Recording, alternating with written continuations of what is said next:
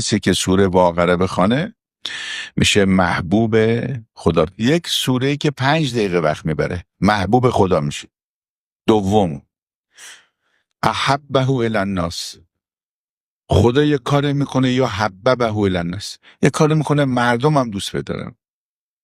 الان این همه مثلا هنرمندا، ورزشکارها، نمیدونم، و خیلی سعی میکنن یه کاری میکنن توجه دلها مردم به خودشون جلب بکنه، اینقدر خودشو به آب آتش میزنه محبوب دلها بشه. ولی میدونید دلها دست خداست، مقلب القلوب دست خداست، همه چیز دست خداست، همه چی دست خدا نیست. اصلا به قول یه بزرگی فرمود موت و حیات دست خداست دیگه، هم یکی هست.